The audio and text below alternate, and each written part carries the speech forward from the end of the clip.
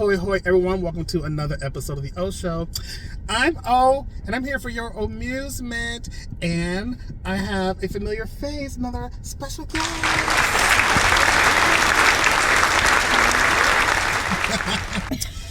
So I got my girl Yvette here, and we are doing a out of the theater review of Beetlejuice Beetlejuice. Yes. So, I thought it was good. I had a good time. I do have some critiques. Same. But I think they did a pretty good job after, how long has it been, 30 years? Yeah. Something. I was like 8 years old when that came out. So Man. It's been a while. So, man, even if I wanted to do a spoiler, like here's the thing, you guys, like there's so much happening in this movie. Mm-hmm. And some of it is good, and some of it was just, what is this? Why do we have that here? So I think maybe they were trying to make up for all this time that's been lost. I think they were trying to give us storylines that we didn't ask for. Yeah. Let's just go there. All right, so let's figure this out. Let's break this down. So, the movie starts where Lydia, played by Winona Ryder, has a spiritual show where kind of almost like paranormal activity things where someone's house is haunted and she can tell them what's happening in their house. Like she goes in the house with a camera and all this stuff. Mm-hmm. So she gets notification from her stepmom, Delia, played by Catherine O'Hara, that Lydia's father has passed. And then we get a weird kind of animated segment of how he passed. It's just so much. Yeah. So he's a bird watcher. He went to some place, I forgot. He's on a plane. The plane crashes into the ocean. But he did survive the crash. However, he died because a shark came out of the water and bit off his... What the weirdest way to die when you're bird watching, huh? I'm just saying. It's a weird... I don't know about that one. Okay. So it would have been more likely that his eyes got pecked out by a crow or some shit. Or something. Like, there's all this, like, bird watching. He died by a bird. Yeah, an eagle took off with those eyeballs or something, you know. So, you guys, if you don't know, so the dad was Charles Deetz. So he was played by Jeffrey Jones. Mm-hmm. And this is Jeffrey Jones here, if you do not recall. So apparently he became a pedophile somewhere down the line, like around 2000, late 90s, or something like that. Yeah. And he was soliciting some sex from underage people. So anyway, he's kind of been blackballed, but I looked at his credits. I was kind of curious to see if he's been doing anything. He does like some things here and there, but it's not big, huge things. I don't know if I'd want a pedophile working for me. You know what I'm saying? Yeah, there was some movie. People got mad because when they found out he was in the movie, there was a whole bunch of like, it was like near kids. And they're like, well, is he supposed to be near kids? So, oh my God. Yeah. That's the worst movie to put his ass in. I don't remember what movie it was. But so I guess the town people were mad because they were like, well, you didn't know he was here in town. So anyway, you guys, so he's obviously not in this movie. So when they ever have to show him, we'll tell you, we'll get to it later, but the story, he's a claymation character. So, are you got it?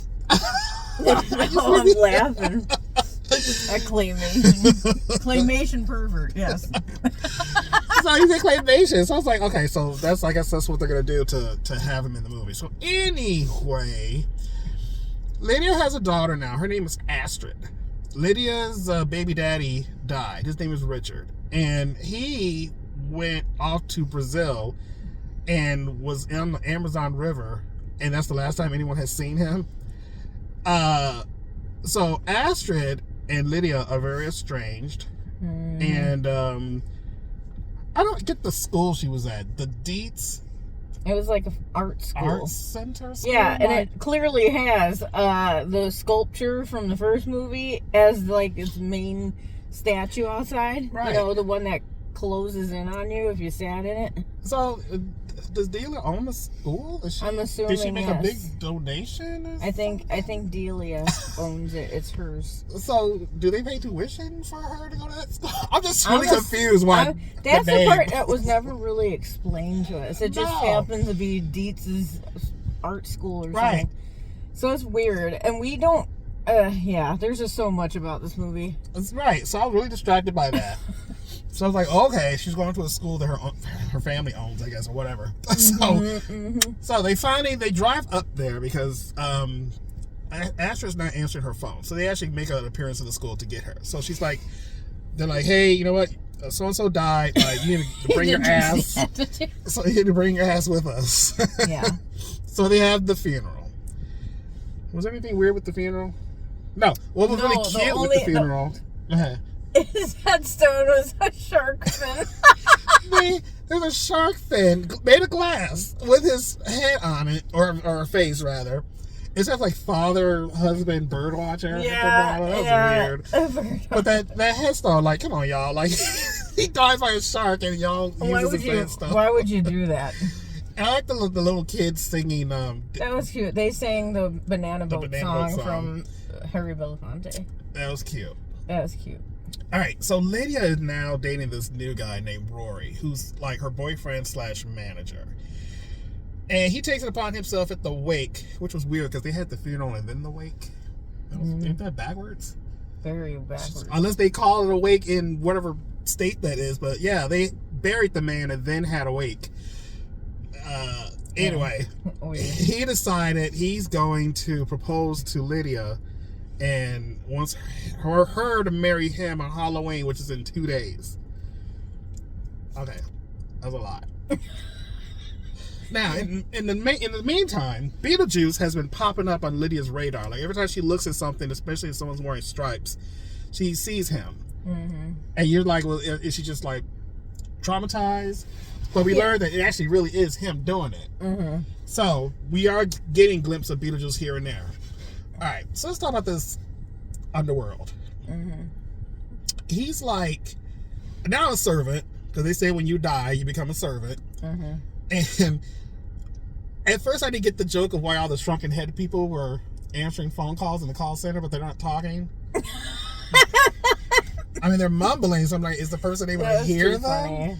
But like later in the movie, when Beetlejuice is reading a newspaper, there's a headline that said that all the workers, I forget what the word they use, they're all on strike. So I guess they had to get replaced by the shrunken head people. And there's one lead one named Bob that's like, I guess, Beetlejuice's right-hand man. So that's all happening. And then what happened after that? And his, what do you call it? They kind of flash to this woman who puts herself back together with staples, by the way. Looking like Sally from Nightmare Before Christmas. Yes. And she is apparently the ex-wife of Beetlejuice. Right. So she's on the hunt for him, but she wasn't needed in this movie. No. She was a waste of character. She really was. That's one of the things that, like, it's a little too much. Now, that could have been a whole different movie. Totally. Because just to really sum up this character, Beetlejuice got married a long time ago before he died. And she apparently was the reason that he died. He married her, she poisoned him, and he actually took an axe and like chopped her up. So apparently her body parts are now in like these multiple crates in some storage room or something. It was like underneath the ground because remember the guy was working. There was some French guy working for Delia, and then he left and fell down a manhole, and then he wound up in the afterlife. Well, that was the guy when she had to shut down the studio. Yeah. But where Dolores' body was, I don't know if I even said that. The Beetlejuice's ex-wife name is Dolores. It sounds so boring. But yeah, it's not even cool. But no, remember her body parts were in that storage room where Danny DeVito was playing the janitor. Yes, that was a little tiny like surprise. Yeah. So the boxes are knocked over. She puts herself back together with a staple gun. And I guess she's like the head of a soul-sucking cult. And That's it. She just goes around, sucks the soul out of people. Yeah. And we go to the next scene. Is she beautiful? Of course. Is she unnecessary? Of course. Right.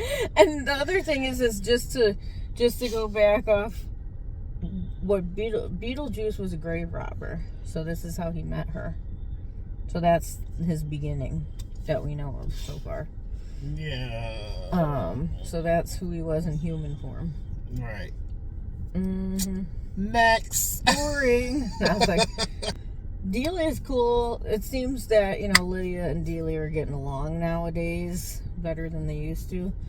And then we got lovely little Astrid. She's kind of annoyed by the whole situation and gets away from the house on Lydia's old bike, I think. I think it was. Yeah, and so she goes riding around in town, and she kind of falls into someone's yard and smacks her head on a big tree and never has any bruising or anything. Yeah, that girl is like immaculate. Like, you're not immortal. Like girl.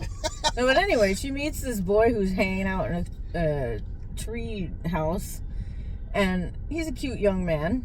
This is what we thought. Okay. The reason why I say that is because later on, she's like, I kind of want to stay in town, because she was, Lydia was going to leave because, Beetlejuice is back. So after Lydia meets Jeremy, that's the boy's name, we have a scene where Astrid is, she makes her way into the attic, and we get a glimpse of the town model that the Maitlands made. Now, side note, that's the biggest thing I was actually waiting for, because when we went back to the house, I wanted to see why are the Maitlands no longer in this movie. Yes. And they clearly just say they found a loophole, and now they don't haunt the house no more. They got out. That was kind of a bummer for anyone, because we were wanting to kind of get a little something of them. Right. That was boring. You tell me this whole story about how Charles dies with a shark, and then to explain you just leave out the Maitlands who are mainly in this movie. There's a loophole. You can't give us some they're just some cute pictures of them or something. Right. Or another claymation segment or something. Yeah, that would have been cute. Since they're not in the movie, you could have made a claymation thing and did something. I would have preferred that over Charles, to be honest with you. That's true too. No one cares about his ass anyway. I don't care. So he just wanted peace and quiet. So Beetlejuice is making these flyers like he did in the first one. So he has a new flyer that he sends out, and it falls, and Astrid finds it. So she almost said his name, but she didn't. Astrid's like, she's like, who's this Beetlejuice? And she's like, don't say his name. And so they go downstairs. She's like, we gotta pack, we gotta get out of here. And then that's when Astrid says she met a boy. So Astrid starts hanging out with this Jeremy guy. So pretty much every day she goes over there for a couple hours. Mm-hmm. So when Halloween comes, she decides to visit him before Lydia and Rory's wedding, which is taking place midnight of Halloween. I'm sorry. What happened? I'm over here yawning. I'm sorry. I'm not bored. I'm just tired. Woo! No, I was like... So, what was I talking about? So anyway, so Astrid goes to this boy's house. Oh, okay. So Astrid goes to the house, and Lydia comes back to the main house. So we do get a cute throwback to the first one, because they had a family member. They never said how they're related, but the realtor, her name was Jane. Yes. What's her last name? I forget. Jane somebody. So now in the movie, it's the little girl who's grown up now with her own child. Mm-hmm. So she is also a realtor, and so she's going to sell the house now. So they're talking, and she mentions that this is one house that she wished she could sell, but she can't. It's the murder house. So of course Lydia's like, well, what house is that? And then she says it's 125 something street, and she's like, well, that's where I took Astrid to. She's hanging out with a boy named Jeremy. And the other Jane's like, oh, she can't be there because he killed his parents and then fell out of the treehouse and snapped his neck. Mm-hmm. Now, I knew something was up with this boy because when we first meet Yeah. him and she goes to his room, he has a book of the handbook. The handbook for the deceased. And she's like, what's this? He For goes, the oh, I recently just... deceased, Recently yeah. deceased. Yes. And she's like, what's this? He says, well, I found it in a bookstore. And I was like, wait a minute. You only get that book if someone dies. Yeah, I kind of figured he was dead already. Right. And there's a whole thing where Astrid is very mad at her mom because her mom sees ghosts. She can't see Astrid's dad. So I thought maybe he was still alive. That's what I was thinking too, but who knows? They said his body was never found in the Amazon. So I was like, well, he's probably alive. That's probably why she doesn't see him. Yeah. Right. So I kind of figured, like, well, now this guy's dead. Okay, well, now she sees ghosts, and she's going to figure out later that she can see a ghost. But I just didn't know what all was going to happen. Mm-hmm. So what ends up happening with him is he tricks her to read a passage in the book. And he says, hey, read this on Halloween. Yep. And he does the door ritual where he draws a door and knocks 3 times, it opens. But she can't go through because she's alive. So he said, oh, well, just read this whole thing and it'll let you through. But she doesn't know that it pretty much said, I will switch places with you. Yeah. So you can now come back to the living and then I will stay with the dead. Mm-hmm.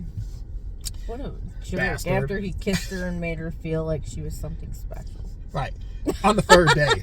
You only been hanging out for 3 days and probably like 2 hours each of those days, and now you want to kiss her? And I was like, something's not right with him. He's getting a little too fast. So now Lydia gets there just in time to see the door closes. So she's like, God damn it, I got to get my daughter back. So, in a desperate attempt, she goes back to the house, goes back to the attic, and now she has to say Beetlejuice's name to be like, hey, help me. And once again, he's on that bullshit where he's like, I'll help you, but you got to marry me. Mm-hmm. And he's like, this time you got to sign a contract. So she does. And, then there's just a whole series of Lydia going to the what do they call it? The underworld? No. Mm-hmm. I always say the underworld. So Lydia's down there. The afterlife. Afterlife, yeah. She's looking for Astrid. Astrid's walking around with this stupid boy until she finds out what he's really up to. Mm-hmm. And they're like, well, since you're here, you now have to go on the Soul Train.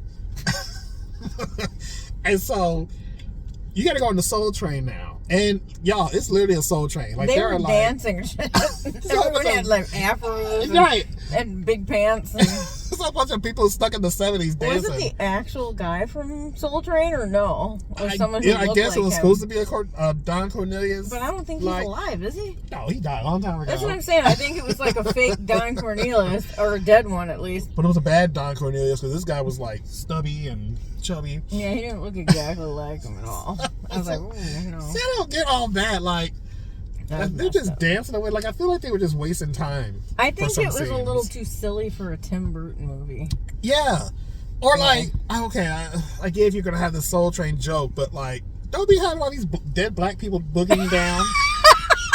I swear they're all black people except like maybe like 2 people. It was like mostly. What are you trying to say? That only dead black people are on the Soul Train? Like did the disco burn down and there's all black people in there?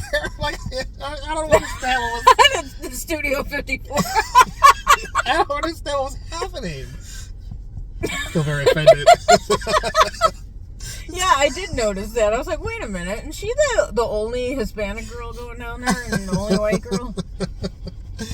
Oh my gosh. That was weird. But so look, you guys, like, one of the gags of this movie is since when you die, you become a civil servant thing. Mm-hmm. So she does actually run into her father. Kind of. Well, she runs by him. Well, what happens is they're dragging her away, and she takes a glimpse behind one of the counters, and he's back there. Mm-hmm. And so that's where her father is. See, it's too much. Yeah, and her father has like dead fish on his face. Piranhas. Yeah, and ridiculous. Well, that's why his body This is fucking dorky as hell. Right. That's why his body wasn't found. Like, the piranhas ate him. Oh my god. If they ate him for real, he wouldn't have a face. So he still had a face. So stupid. Let's just be like, I think piranhas do quite a bit of damage, so this is unrealistic. A lot of damage. So yeah, there's that. Girl. Then at one point they tried to make an escape. Oh God, we even talk about one whole character. Ay. Y'all, Willem Dafoe was in this movie. He was unnecessary as well. It was stupid.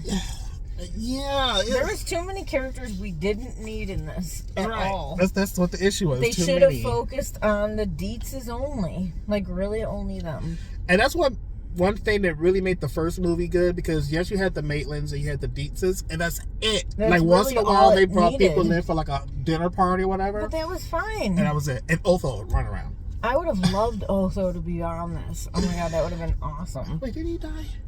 I think so. I think I talked about him in one of my videos. He might be dead, but I'm just saying it would have been cool to have him there, or a mention of him or something. So the deal with Willem Dafoe is he's playing this what is it called? The Afterlife. Oh, I want to keep saying like the underground, like. And he's a pretend flipping surgeon or some crap like that, like a cop or whatever. So he was an actor, or was a stuntman? No, he's an actor because he was doing his own stunts, I think, or something, and he died by jumping on his grenade, but he didn't know it was a real grenade. And so, but now he's like this detective cop thing. For what reason? I don't know. And then he always had a catchphrase saying, "Gotta keep it real." Oh yeah, that's dumb. So he has to like. So now he's on the hunt for Beetlejuice because his wife is running around sucking souls out of people, and something else probably too. And she's sucking just. She's sucking something, okay.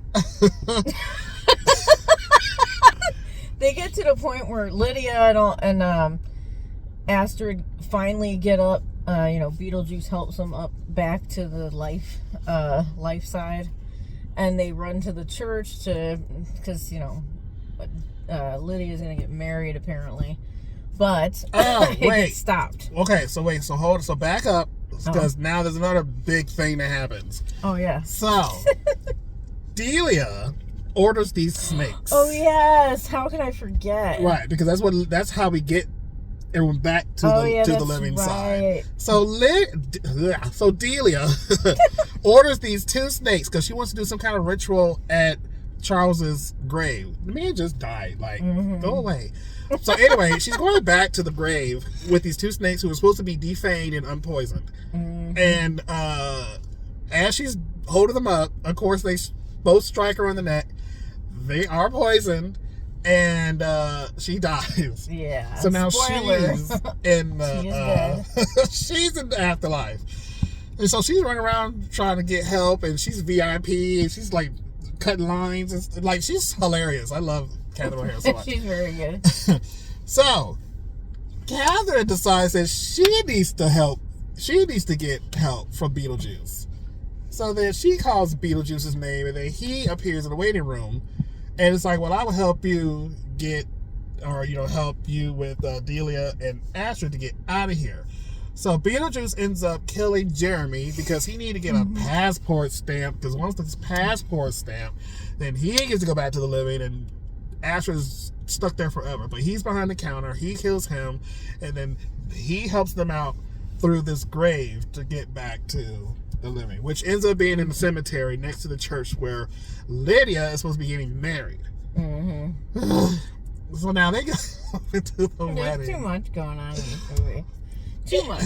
I think that, it was overkill. It was. And now we're in the church. There's the wedding. There's Beetlejuice. He wants to marry Lydia, but Rory wants to marry Lydia too. And then Beetlejuice gives him a truth serum, so he pretty much spills his guts on like why he was marrying her in the first place. Just for money, and he didn't really believe in her gift or anything, so he was a piece of crap. Yeah, who didn't see that coming? He's like a weird guy anyway. And you know what? I really don't talk about people's hair a lot in movies, but Justin Theroux's hair in this movie, it was terrible. It was so bad. I was so distracted. Half the time I didn't even know that was Justin Theroux. I was like, who's this man? So basically, good old Beetlejuice got his suit on from the first movie. Yep, and Lydia's back in and her turns around and Lydia's back in that red dress. And then they go into a nice musical of MacArthur Park. I don't know if you guys know that song, but look it up. It's too damn long. But they're all lip syncing. It's hilarious. It's actually very funny. It's a funny throwback to the first when they're all dancing around that table doing the banana song. Yes. But MacArthur's Park is already like a half-hour song. It feels like forever. And it was the longest sequence. Like, hurry up and finish singing. It was funny, though. I'll give you that. I kind of like turned up laughing because it was funny. It was funny. But then they had to there were like instrumental sections because now Willem Dafoe's character had to come out with his SWAT team. Yeah. SWAT team.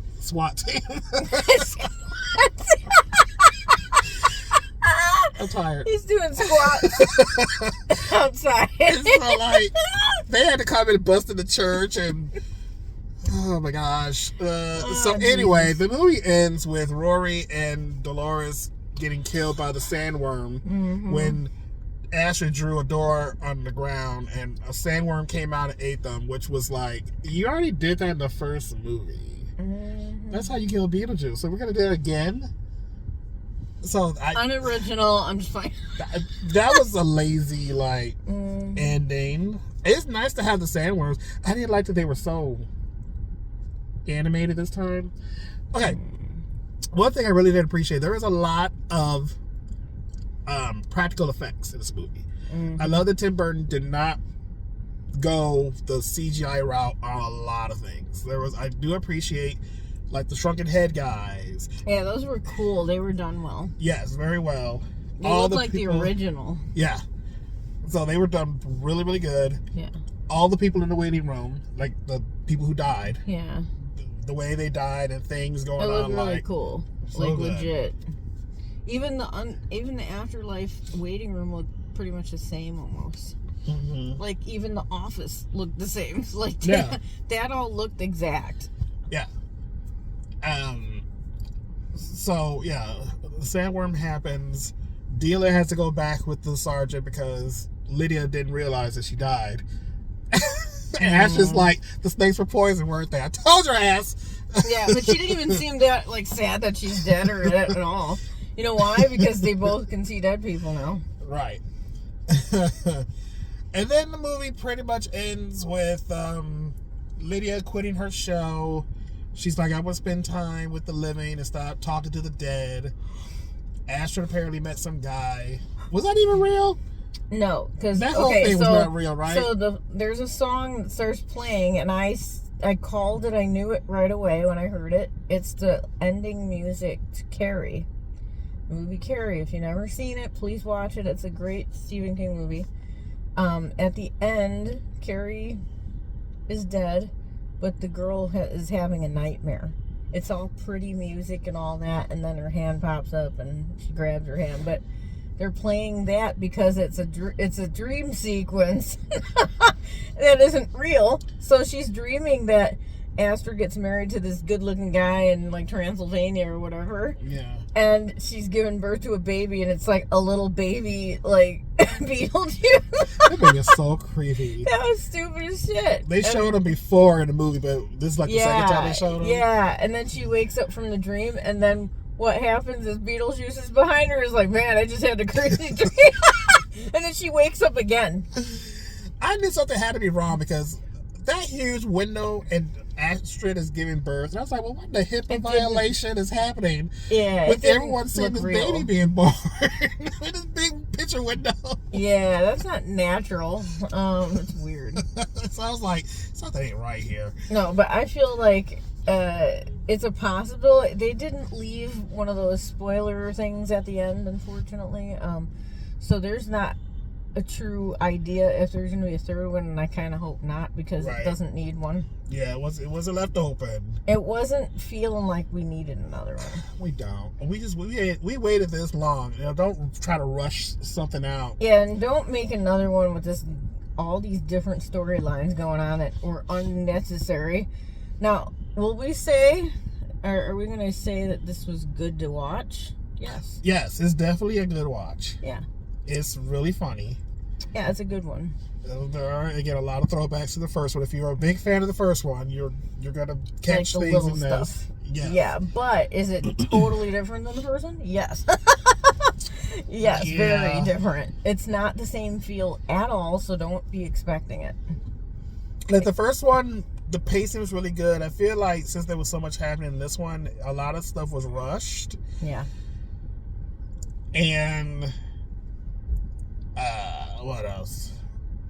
I don't know. It just, like I said, they did throw some of the original music in, especially that music when Lydia's writing her letter. Oh, the suicide letter? Yeah, the suicide letter. The music was in this one. I recognize it right away. Alone, I'm utterly alone. Right. I would have plummeted. You know what's cute that I noticed in the very beginning? They do the opening like the first one where you're something is going over the town and then you realize it's a model. Yeah, it's They cool. did that this one too. But if you notice, like when they got to like the area of the bridge, there's a car that's inside the water.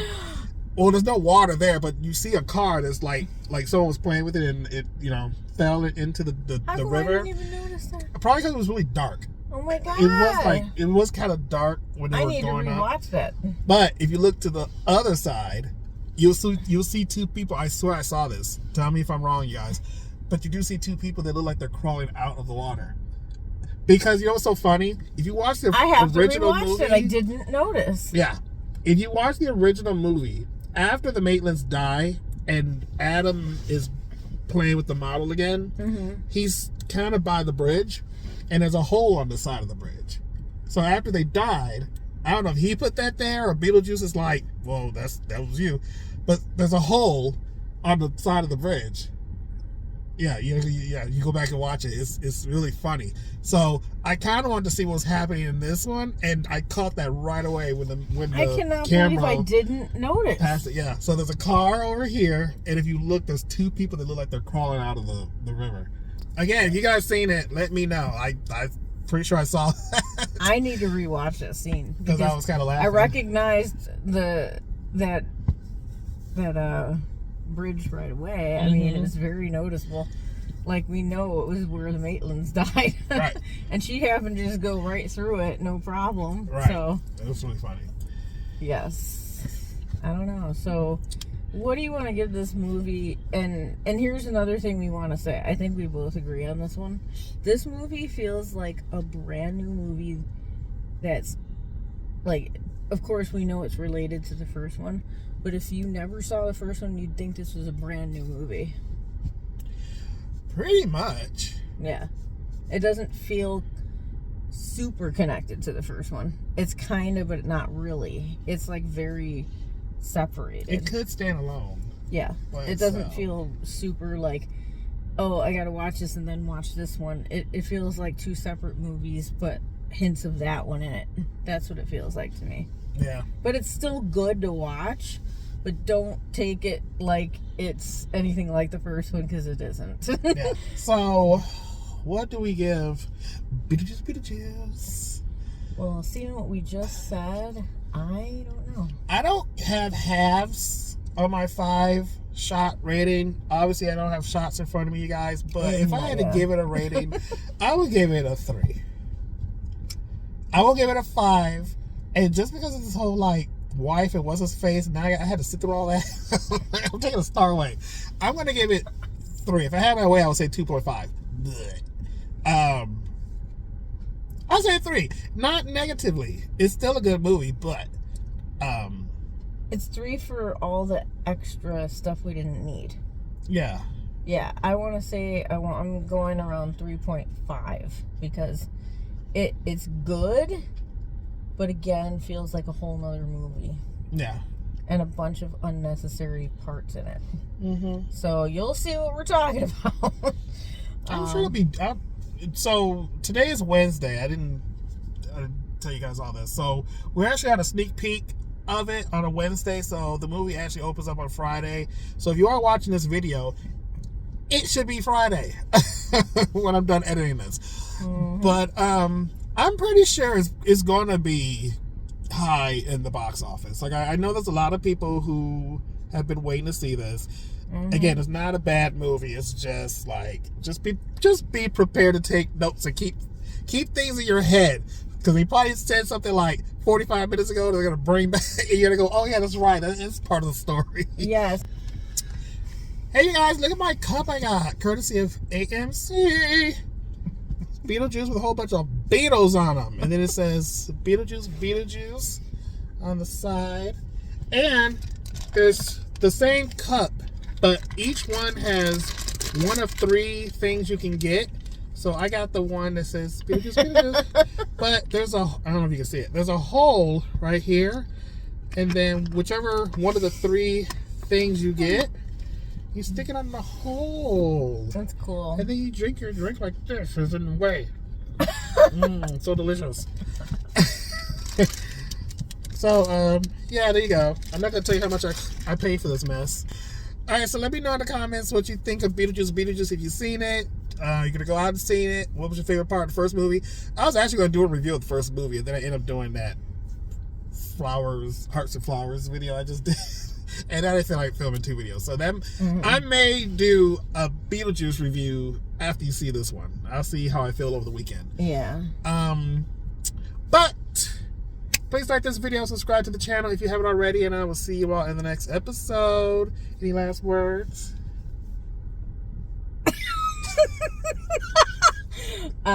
It's showtime. Did I catch your card? It is showtime. Alright, you guys, TTFN.